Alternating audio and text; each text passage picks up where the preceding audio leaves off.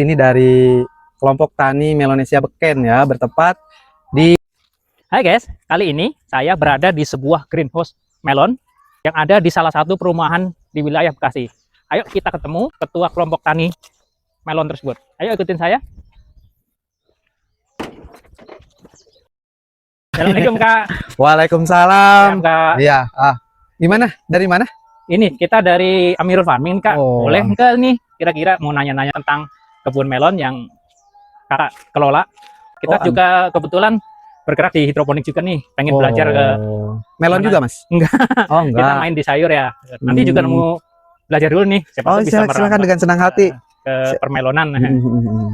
Dengan senang hati silahkan. Kebetulan pagi ini kita lagi cek perkembangan buah. Ini udah fase generatif. Oke teman-teman, di dekat saya sudah ada ketua kelompok tani. Silakan Kak memperkenalkan diri. Teman-teman, kami di sini dari kelompok tani Melonesia Beken ya, bertempat di Desa Sukajaya, Perumahan Gramapuri Persada, Kecamatan Cibitung, Kabupaten Bekasi.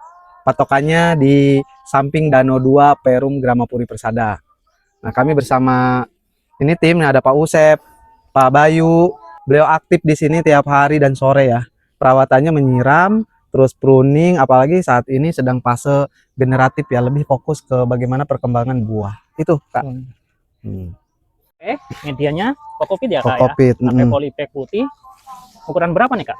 Ini kalau polybagnya di ukuran 40 x 40. Jadi sistemnya kalau menggunakan melon di hidroponik ada macam-macam di hidroponik sistemnya kayak. Ya, ada juga yang seperti biasa kita lakukan NFT, DFT gitu ya. Tapi kalau kita saat ini emang memilihnya pakai media Kokopit dengan sistem vertigasi. Tetes. Jadi, kenapa memilih sistem vertigasi tetes, Kak? Oke, intinya kalau kita membandingkan ya dengan metode biasa yang kayak hidroponik di pipa atau di talang, sederhananya kita tidak jenuh aja sih pakai vertigasi ini. Kenapa? Pertama adalah tidak jenuhnya kita ada aktivitas. Kalau ini masih manual sifatnya ya, ada aktivitas tiap pagi kita tinggal on offin sirkulasi air. Terus kemudian dari sisi kualitas pun ketika kita trial di beberapa titik, kebetulan Melonesia ini kan ada di mana? Ada Tangerang, Bogor, Cikarang, terus mana lagi di Kediri gitu ya.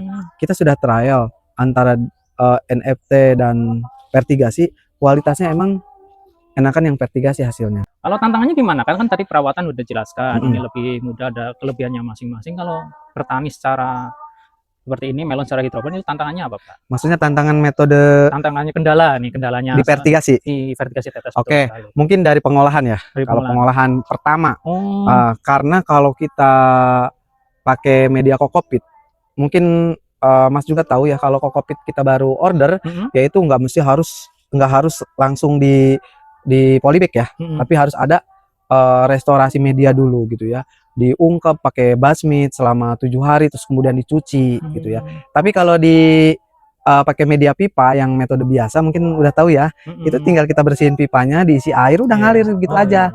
Cuman kan kelemahannya adalah kalau mati listrik gitu ya. Iya, kalau misalnya kayak Mas denger kan udah pakai solar cell ya. Iya, itu kan sebagai backup juga sih. Nah, itu. Tapi kalau kita masih pemula, solar cell nggak ada budget misalkan. Terus kita pakai listrik. Bagaimana kalau mati listrik? Nah, kalau mati listrik pun air masih tersimpan di media. Apalagi media Kokopit kan menyimpan berapa persen air gitu ya. Kecuali kalau terik mataharinya luar biasa, baru kita kontrol tuh kalau siang. Nggak pakai nutrisi pun nggak masalah. Enaknya gitu ya. Terus ada yang lebih penting juga, kalau misalkan tantangan hama nih ya, ini bicara perbedaan ya. Kalau misalkan kasus kena virus, karena kita ini putus sistemnya antara polybag A dan C, kalau kena virus itu nggak bakalan ngerembet. Gitu ya. Beda dengan metode yang di pipa ataupun guli gitu ya. Nah, itu kalau namanya satu air sirkulasi, satu kena virus semua. Begitu ya. Nah, terus terkait dengan hama, semua maupun di luar greenhouse atau di dalam, namanya hama pasti ada. Karena hama itu kan bentuknya ada yang dia nelor dari luar, telurnya di dalam akan jadi hama gitu ya, hidup di dalam. Antisipasinya kita pakai konsep yang sudah kita lakukan biasanya adalah ketika fase vegetatif, karena kan ini ada di 2 fase ya. Betul sekali. Kalau penanamannya jangan dihitung lah kalau fase penyemaian. Nah, ini kan fase penanamannya, ada fase vegetatif dan generatif. Generatif ya. Kalau vegetatif itu kan fokus ke penghijauan daun, akar dan sebagainya. Nah, kita konsepnya penanganan hama itu adalah pungi-pungi insek gitu ya. Pungi-pungi insek. Pungi-pungi insek. Contoh misalkan hari Senin kita semprot pungi. Nah, Rabu pungi lagi. Nah, Jumat insek. Itu fase vegetatif. Nah, kalau fase generatif itu udah masa kayak gini nih, udah berhasil dipolinasi, pembentukan buah. Nah, dibalik insek pungi gitu. Ya masuk akal ya. Iya, iya, betul. Kalau waktu kecil itu kan cenderung dia tuh takut jamur segala macam. Iya, tapi udah kayak gini tuh, pertama ada bunga, wangi gitu kan, kecium oleh hama gitu kan. Berarti kan hama tungau, terus kutu kebul, kutu apit, belalang segala macam masuk semua melalui celah-celah yang emang kita tidak tahu gitu ya. Tahu-taunya ada bahkan kupu-kupu. Kalau kupu-kupu kan mending yang ngebantu kita polinasi. Nah, itu kita dibalik, yang vegetatif itu pungi-pungi insek, kalau generatif insek pungi. Gitu. Namanya kita mencegah pakai 0,5 per liter aja. Kecuali kalau kayak kemarin ya Pak Yayu ya, kita menemukan ada kutu kebul di sini nih, di bawah ini nih banyak banget ya.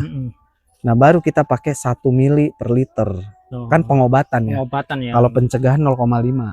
Kak, ini kan unik banget nih Kak. Ini pakai media tanam kokopit. Ini ada selang buat irigasi tetesnya ya Kak. Ini sistem pengairannya gimana nih Kak? Bisa dijelasin Oh siap. Jadi gini, ini kalau kita output terakhir kan kelihatan ya, vertigasi, berarti irigasi tetes ya. Nah, ini kita pusatnya kan di dapur instalasi, tinggal di onin, udah semua rata tersuplai air seperti ini kayak.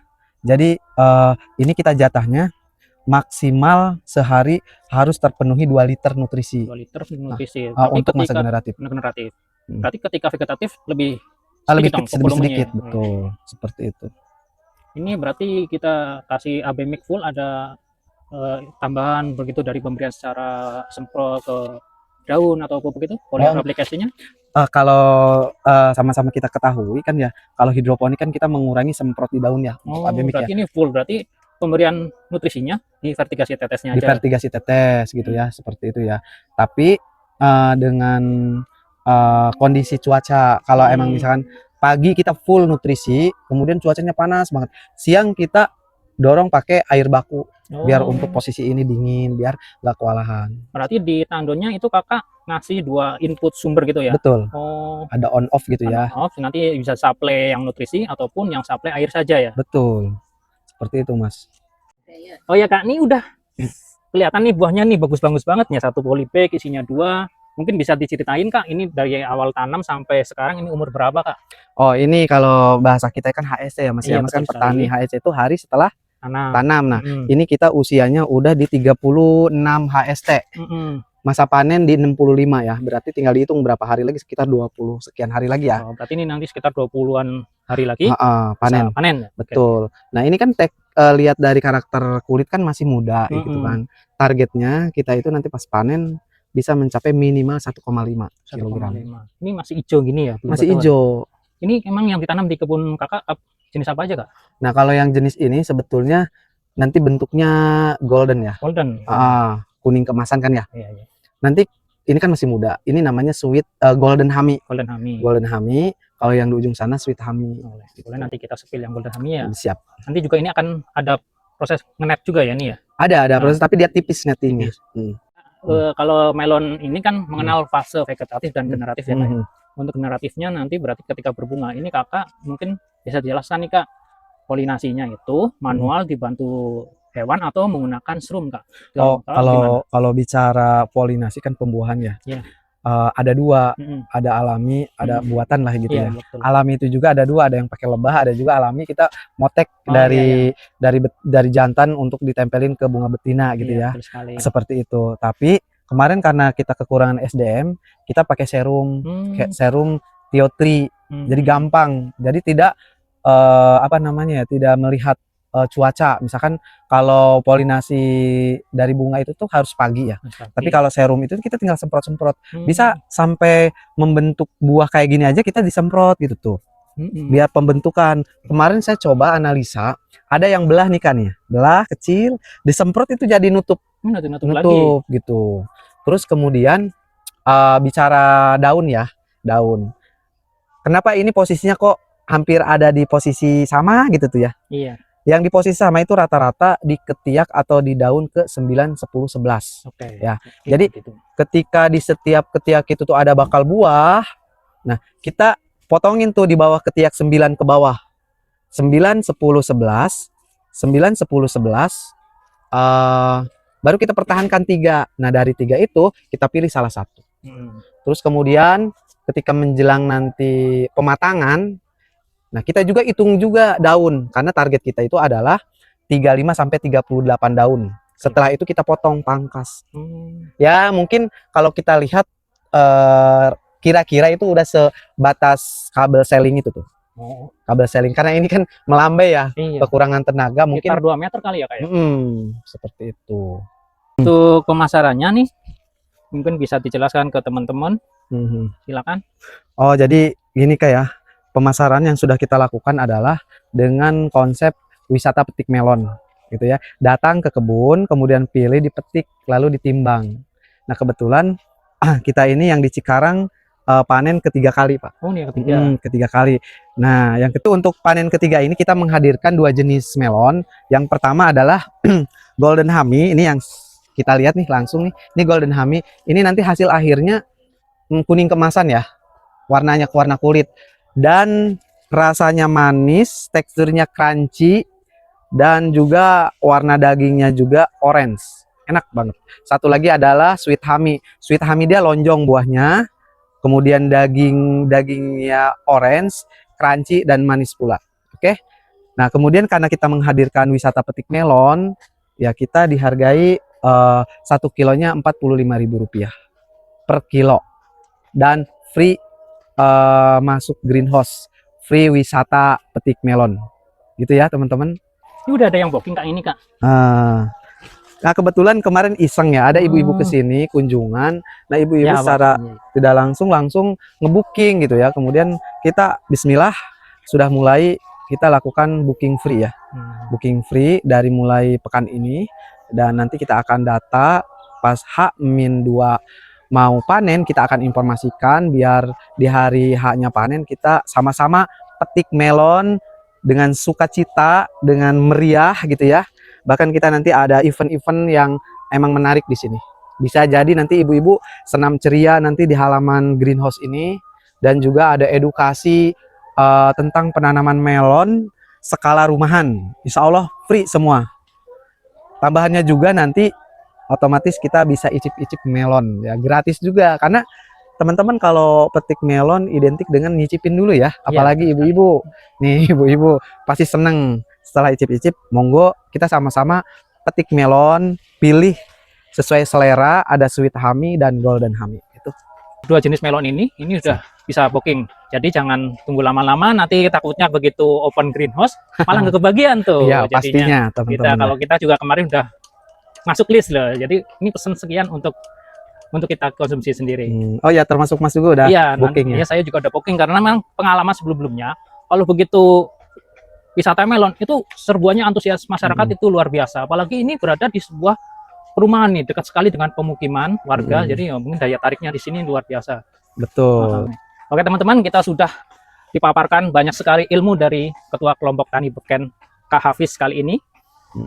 Sangat sekali ilmunya, saya juga belajar banyak melalui beliau. Beliau adalah senior saya, suhu saya, dan guru-guru saya. Saya banyak belajar dari beliau.